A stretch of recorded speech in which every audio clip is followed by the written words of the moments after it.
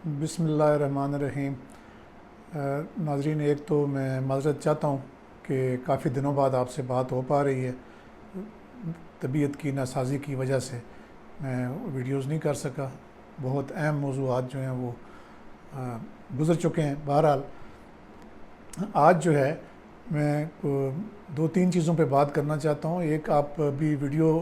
دکھائیں گے ہمارے پروڈیوسر صاحب، اسلام آباد پولیس نے اپنے 28 دنوں کی جو کارکردگی ہے اس کو اس ویڈیو میں انہوں نے پروپیگیٹ کرنے کے لیے سوشل میڈیا پہ اس کو سرکولیٹ کیا ہے اور جاری کیا ہے۔ دوسرا، ایک بہت اہم ایشو ہے جو ابھی دھرنا جاری ہے ڈی چوک میں جماعت اسلامی کے ایک فیکشن کا، جس کو سینیٹر مشتاق غنی جو ہے وہ لیڈ کر رہے ہیں۔ اور اس دھرنے میں آپ کو پتہ ہے کہ چند دن پہلے ایک کار سوار نے وہاں پہ چند افراد کو کچل دیا تھا رات کے ٹائم پہ ریش ڈرائیونگ کرتے ہوئے، اور اس میں جو ان زخمیوں میں سے دو جو لوگ ہیں وہ ان کی موت واقع ہو گئی تھی۔ اور اس بارے میں انتہائی اہم بات آپ سے شیئر کروں گا ویڈیو کے آخر میں، کہ کس طرح جو ہے وہ جو فوج کا نظام ہے وہ کس طرح حرکت میں آیا ہے، اور یہ خبر آپ سے پوشیدہ رہی ہے۔ میں یہ آپ کو بتاؤں گا کہ کس طریقے سے اس میں کیا کیا ڈیٹیلز ہیں جو آپ کے سامنے پہلے نہیں آ سکیں، وہ میں بتاؤں گا۔ تو آپ دیکھیں، جو ویڈیو آپ ساتھ دیکھ رہے ہیں اس کو یعنی 28 دنوں کی جو کارکردگی قرار دے رہی ہے اسلام آباد پولیس، یہ میں پہلے بھی اپنی متعدد ویڈیوز میں یہ بات کر چکا ہوں کہ جو ایسے پروجیکٹس جن کے افتتاح کبھی یعنی اس کی ٹائمنگ بڑھا کے، جیسے خدمت مرکز کو کبھی کوئی 24 گھنٹے کر دیتا ہے آئی جی صاحب، کبھی کوئی 12 گھنٹے کر دیتے ہیں، پھر اس کا افتتاح ہوتا ہے، پھر 24 گھنٹے کا افتتاح ہوتا ہے، پھر اس میں ڈرائیونگ لائسنس والی فیسلٹی ڈال کے پھر اس کا افتتاح ہوتا ہے، پھر اس میں جینڈر پروٹیکشن یونٹ ڈال کے وہ اس کا افتتاح ہوتا ہے۔ اس کے افتتاح بے شمار دفعہ پہلے ہو چکے ہیں، اور اسی طریقے سے جو ٹریل کی جو سیکیورٹی ہے وہ اس کے، یا F9 پارک کی سیکیورٹی کے، یہ تمام جتنے 28 دنوں کی کارکردگی پولیس نے اپنی بتائی ہے، اس میں کہیں پہ بھی یہ ذکر نہیں ہے کہ ہم نے جرائم کو کنٹرول کرنے کے لیے جو اقدامات کیے ان کے کیا رزلٹس آئے ہیں۔ یعنی اگر آپ جو ہے پچھلے سال 2023 مئی، جب اسلام آباد کی تمام پولیس جو ہے وہ 9 مئی کے ارد گرد جو ہونے والے واقعات ہیں ان کی سیکیورٹی میں اور ان کے لا اینڈ آرڈر پہ مصروف تھی، ان فگرز کو اٹھا کے دیکھیں، اور اب جب کہ اس مئی میں اس قسم کا کوئی لا اینڈ آرڈر چیلنجنگ نہیں تھا اسلام آباد پولیس کے لیے، ساری کی ساری پولیس جو ہے وہ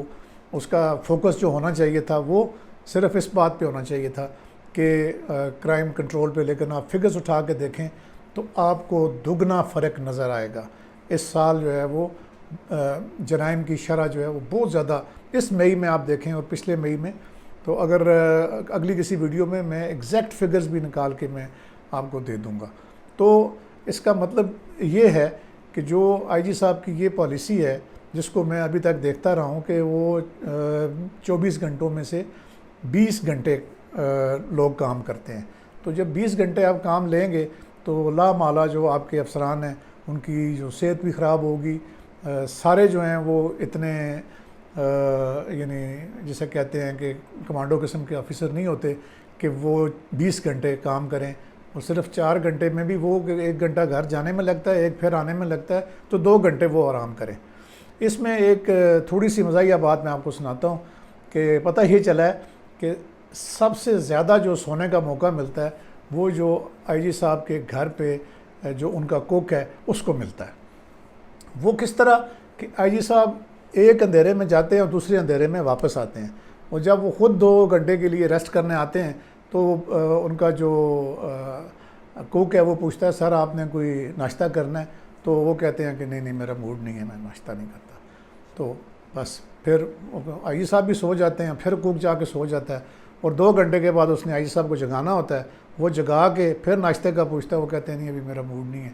وہ بس پھر جا کے کوک سو جاتا ہے اور آئی جی صاحب دفتر چلے جاتے ہیں، اور پھر اگلی صبح۔ تو یہ تو خیر ایک جملہ معترضہ تھا، اور آپ کی جو ہے وہ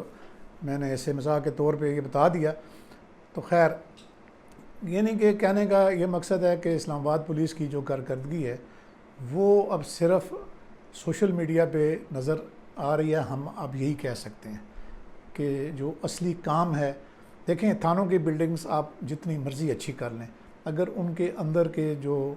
لوگ ہیں وہ لوگوں کو پروٹیکٹ نہیں کر سکتے، لوگوں کو انصاف نہیں دے سکتے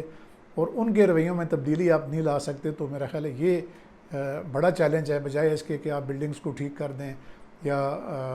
اس طرح کے جو جیسے کہتے ہیں نا کہ جو چیزیں نظر آ رہی ہوتی ہیں آپٹکس کے لیے آپ مختلف چیزوں کا افتتاح کر دیں. جو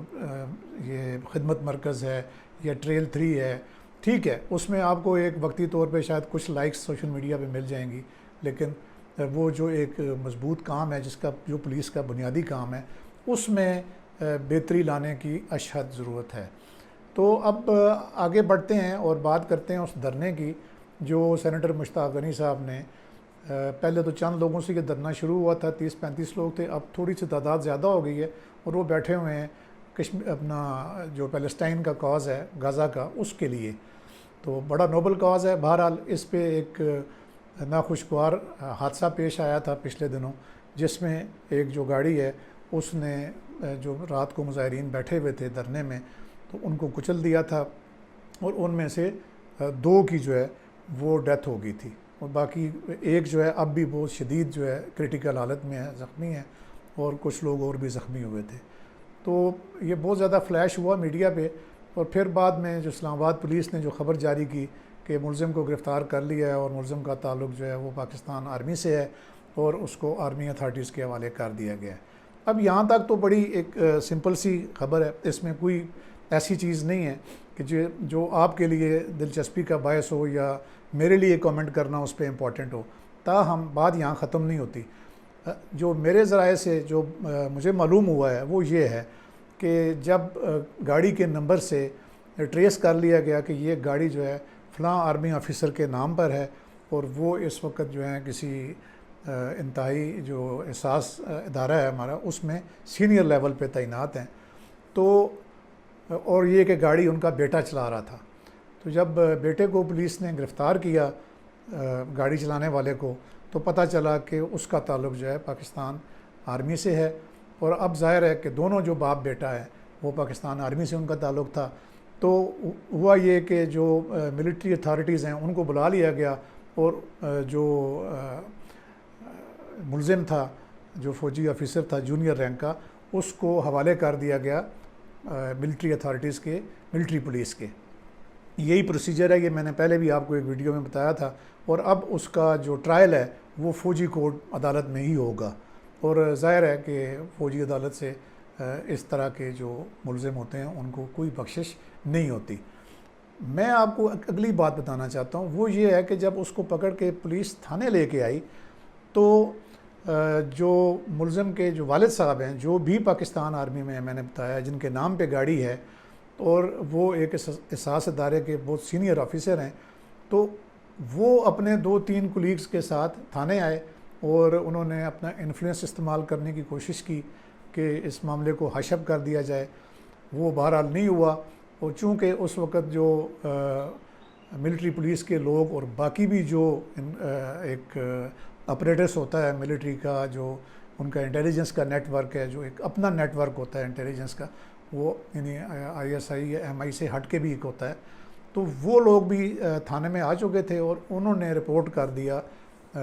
وہ سینئر آفیسر کا معاملہ اپنے اوپر ہائی کمان کو. تو اب پتہ یہ چلا ہے کہ وہ جو سینئر آفیسر ہیں جو احساس ادارے میں ہیں تعینات تھے، اب میں کہوں گا، تو ان سے ڈیزگنیشن لے لیا گیا ہے. تو میں یہ سمجھتا ہوں کہ یہ بہت ہی ایک خوش آئند بات ہے. اس کو کسی وجہ سے پروپیگیٹ نہیں کیا گیا، یہ بتایا نہیں گیا، لیکن اگر میرے خیال میں یہ بتایا جاتا تو لوگوں میں جو قانون کے نفاذ کا اور اطلاق کا جو یکساں اطلاق ہے اس کا ایک بہت اچھا میسج جاتا. تو میں یہ بھی امید کرتا ہوں کہ جہاں پہ اور بھی کہیں سے کن افسروں سے اگر کوئی اپنے اختیارات سے تجاوز ہوا ہے تو ان کے خلاف بھی ضرور ایکشن ہوا ہوگا. میرا اشارہ جو ہے وہ سانحہ بہاول نگر کے متعلق ہے، لیکن ابھی تک اس کی کوئی جو ہے ڈیٹیلز جو ہیں وہ میرے پاس نہیں پہنچی ہیں. تو امید ہے کہ آپ کو یہ آج کی ویڈیو پسند آئی ہوگی. اگر پسند آئی ہے تو اس کو لائک کریں، شیئر کریں اپنے دوستوں کے ساتھ، اور جو سبسکرائب کا جو بٹن ہے وہ بھی دبائیں، اور جو بیل آئیکن ہے وہ بھی دبائیں، تاکہ ہر آنے والی ویڈیو آپ کو مل سکے. اللہ حافظ.